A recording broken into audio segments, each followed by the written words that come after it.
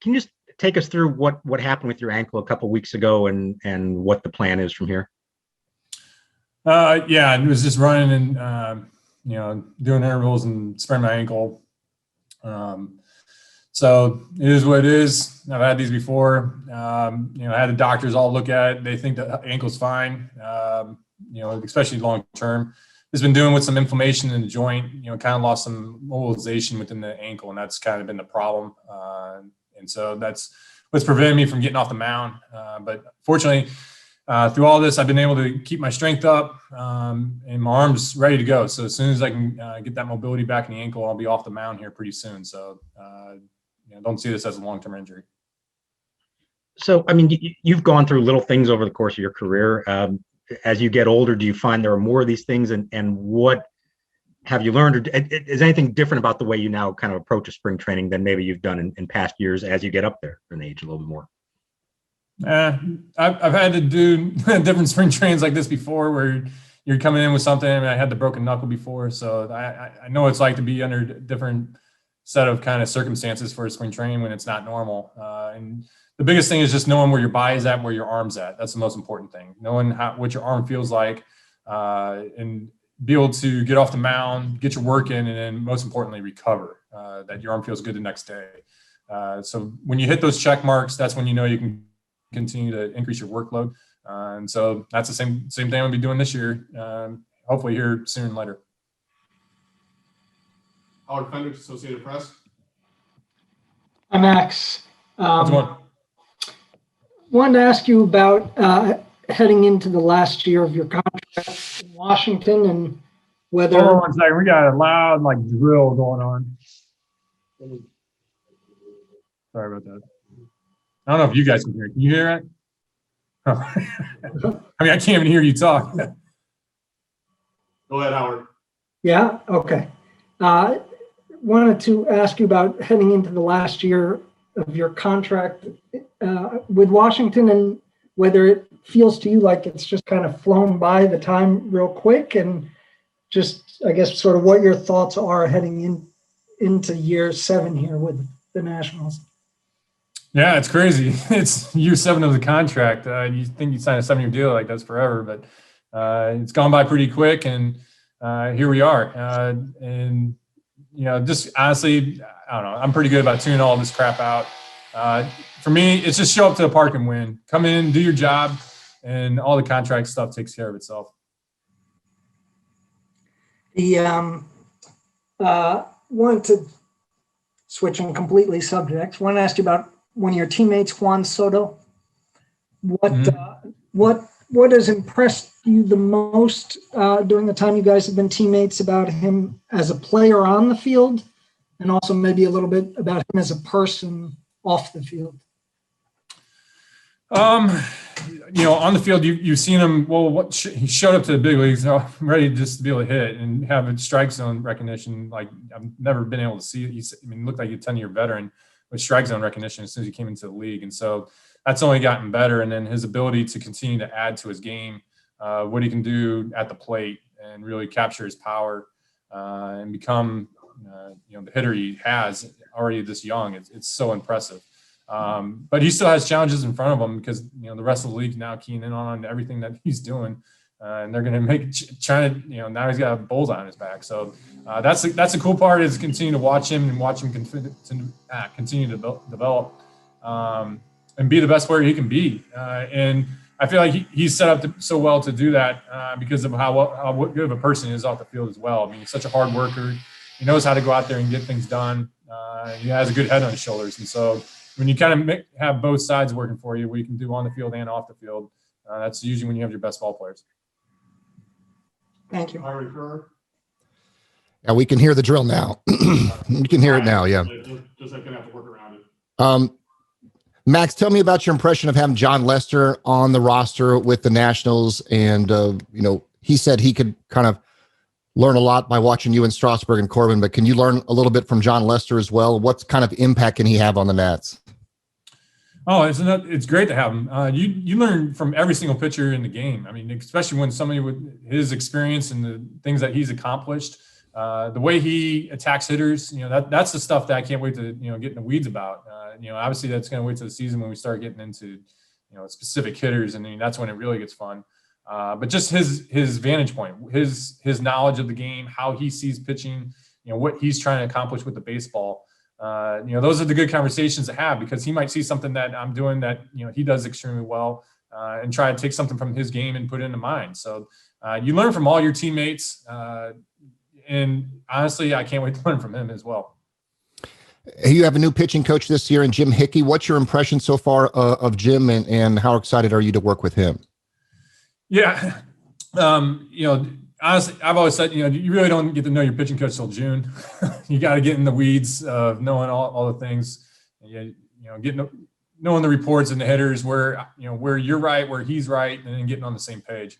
And so you just try to start this conversation now of what things are going to be like now. What my cues are mechanically, what looks good. Obviously what doesn't look good. That's where I need his feedback as well. So, it's just developing the relationship and getting on the same page about, what we're trying to do from the mound, what the game's dictating, and how the game keeps evolving as well. Do you envision yourself being that guy that can go 7 or 8 innings, or in the 7th year of the contract? Do you feel like, that you'll be, I don't know, limiting yourself innings wise, or is that not in Max Scherzer's style, I guess? Yeah, I don't anticipate any type of inning limits, or, you might have to be a little cognizant early here in the season of your pitch count, just because the nature of, having a short season last year into now a long season, you do have to worry about, how you're going to finish in the second half. But given that, I've done this before where, I pitched 200 plus innings before, you kind of have a feel on where you should be at each kind of month, April, May, June, July, of knowing where your arm should be at. And, you are going to be, maybe just a little tepid of maybe pushing the pitch count early to make sure that you are healthy there in the later part of the season.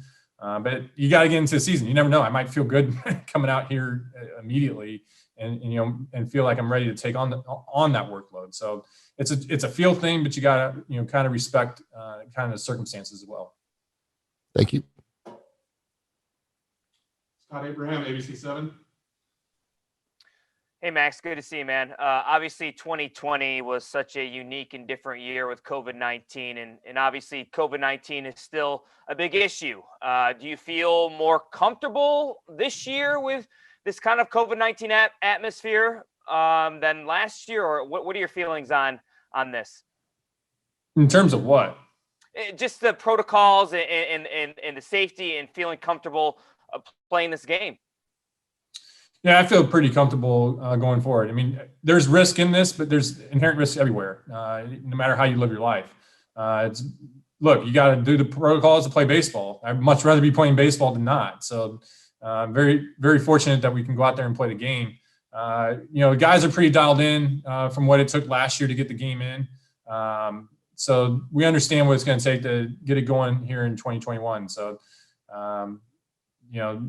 I'm sure this is going to continue to evolve, over the coming months of how everything's going to, transpire out.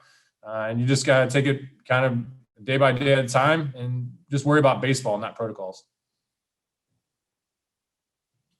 Jesse Doherty, Washington Post. Oh. Am I muted? Yeah, Hey Max, this is your 4th spring training with Davey as your manager now. I guess 5 if you count last July. How have you seen him evolve since 2018 in terms of, just his presence and what he sort of is, how he works with you guys, and obviously he got the contract extension too. So I guess how have you seen him grow as a manager? Just his confidence on how he handles different situations. There's a difference between being a coach and a manager. And you've seen him really grow into being a manager and understanding how to get the most out of every single player. And at the same time, have as much fun as possible. It's a delicate balance, and he does a great job of that. And making sure that everybody's motivated to play and getting everybody on the same page. And he's definitely been one of my favorite managers I played for, especially to watch him grow into the manager he's really become. And just so with our coaching staff and him, it makes it really fun to come to the park and play for these guys, because I know how hard they work and the work that they put into making sure that they're prepared so that we go out there and play our best. What's something that like a manager has to like deal with or know how to do that maybe a coach doesn't? I don't know. I guess coming to the mound or something. I mean, it's just the I can't even say that word right, but it's just the little things. I mean, you can't let little things become big things. And he's pretty good about identifying the little things that go on in a baseball clubhouse that he knows how to address and make sure he gets everybody kind of in the middle and understanding how to handle every situation so that we as a team function as one. And then I looked at some numbers, so you can just tell me to get lost once I lay this out if it's really stupid. But a lot of guys use sliders as like maybe a chase pitch. It seems like you throw your slider in the zone a lot and you get a lot of swings and misses still. Curious as to what the key is to maybe, I don't want to say live in the zone, but be in the zone a lot with your slider and also still have a really high whiff rate on it. Like how does that those things kind of seem to be maybe competing for some people, but how do you make that work? That's actually a great question. I wish you guys would talk about this more.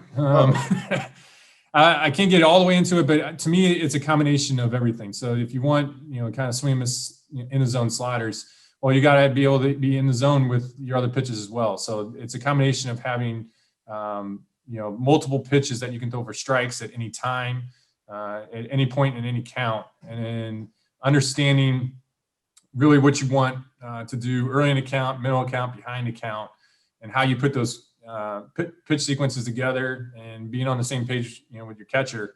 A lot kind of goes in. There's a lot of little decisions that go into it to make sure that you optimize, your pitch sequence into the zone.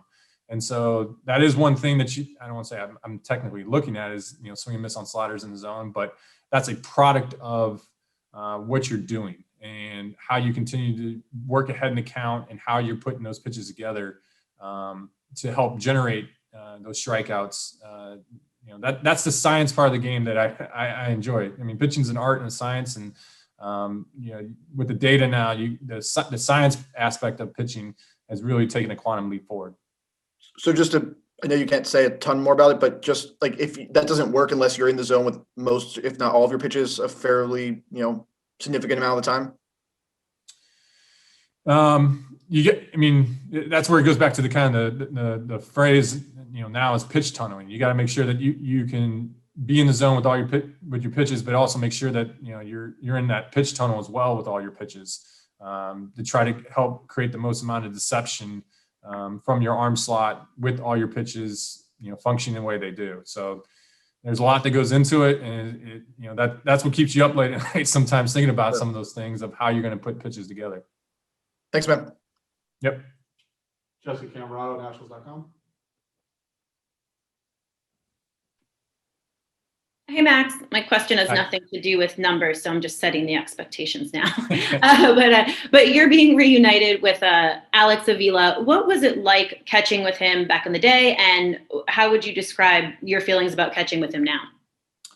Yeah, this is gonna be fun. Because Alex really saw me develop, and he really was back there calling, how the game was back in, kind of 2012 to 14.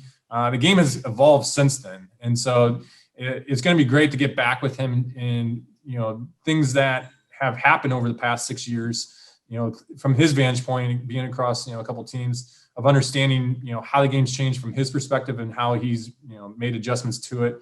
And, from my vantage point of how I've seen the game change and what I've had to do to kind of combat it, of getting on the same page. And so, that's where once we start throwing bullpens in games and really getting, back into the flow of things, that's going to be the fun part, is to see how much we've grown together, kind of being away from each other, now getting back and seeing, hey, this is how we're going to attack guys now. This is now how we want to set guys up and how we think about the game. It's going to be different.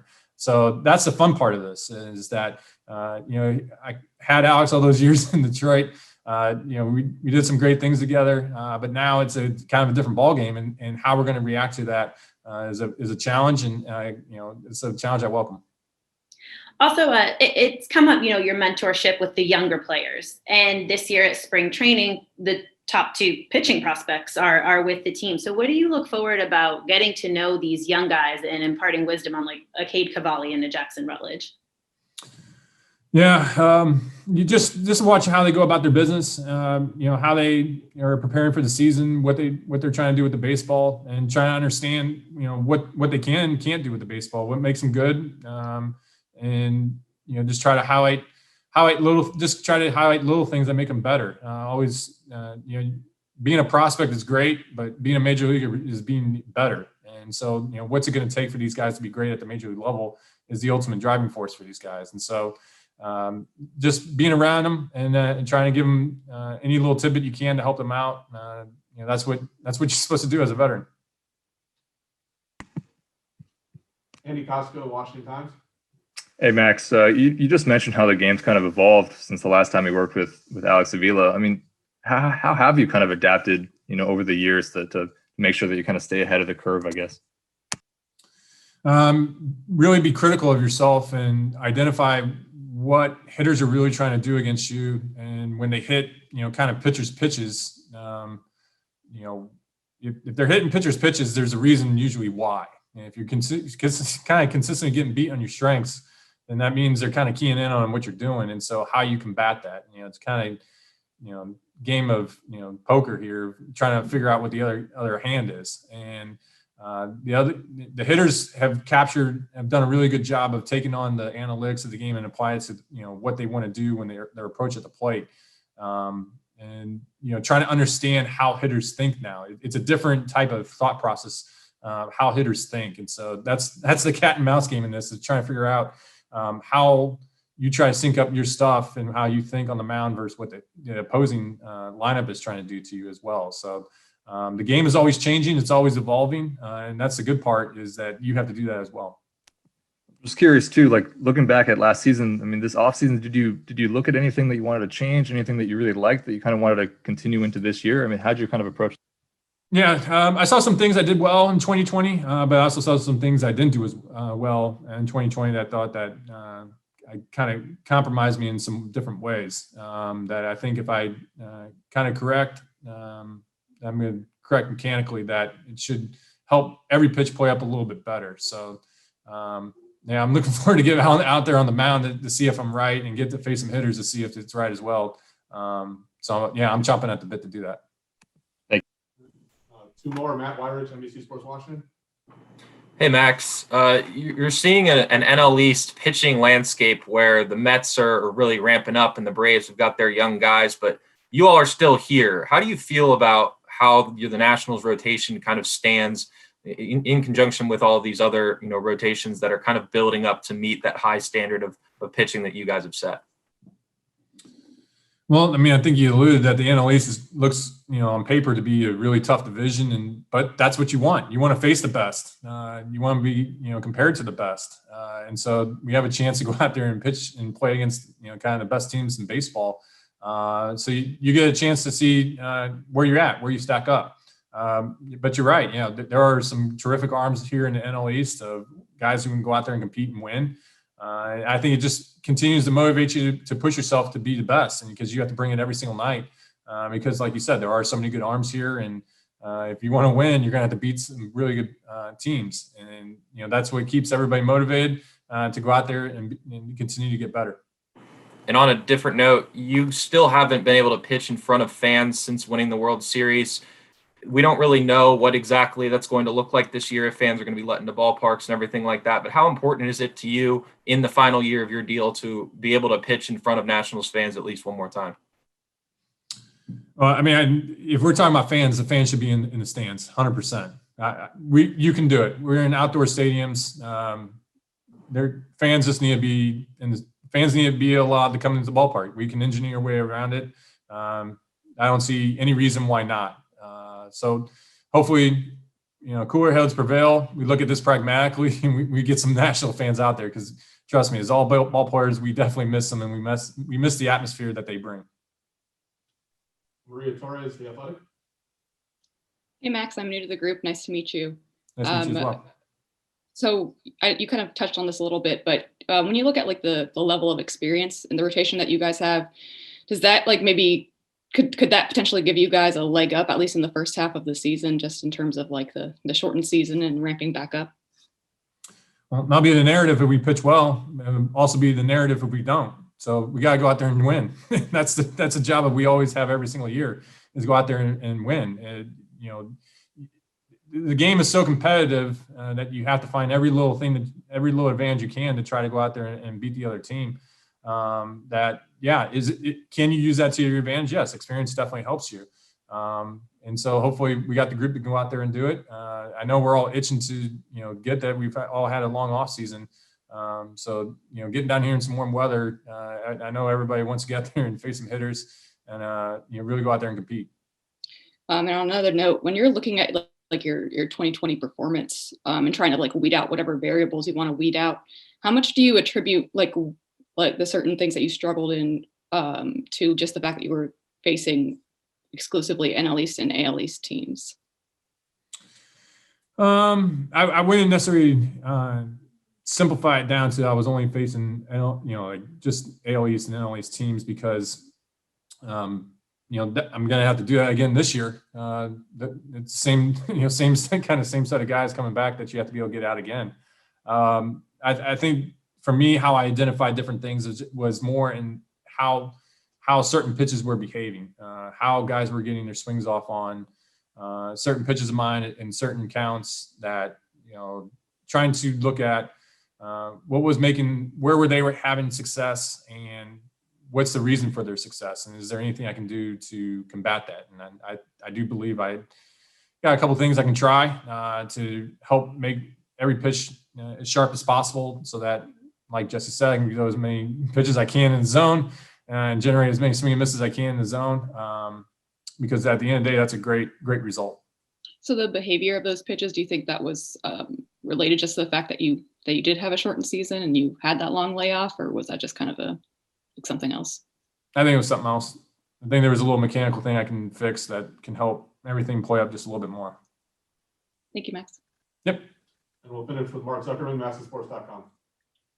It was sort of along those lines, but just more broadly, when that season was over and you go home and you start thinking about it and evaluating it, what was the takeaway for you from the way you pitched? That there was some of the pitches I thought were pretty good, and then there's some pitches that weren't as good, and how guys were attacking me. That I think if I get into a little bit better slot, that it's going to allow me to have kind of all my pitches played exactly the way I want them. And when I know exactly how every pitch kind of plays off each other, then it allows the sequences to work a lot better. So if I'm not in the right slot, if I'm not delivering the ball in the right way, then I can get exposed. And so for me, that's kind of how I see it. You weren't alone in this, but if you did throw a pitch where you didn't necessarily wanted it, it often ends up over the fence. Now, that's the state of baseball the last few years. If the ball is actually different this year, as it sounds like it may be, does that change a lot for you? And does that maybe turn some of those mistakes into not as big of mistakes? I mean, the ball's been changing for me for the past 5 years. So who knows what the ball is going to be? They say it's going to be deader. There's been times it's been livelier. Who knows? We all are going to have to deal with it. So for me, mistakes are always going to get hit. Whether it's a homer or not, you're still paying for it. And so, you got to be on top of your game and worry about what you do with the baseball, how you're delivering the baseball versus what the nature of the baseball is. All right. Thanks, Max. And we'll be back in shortly with either Jan or Patrick.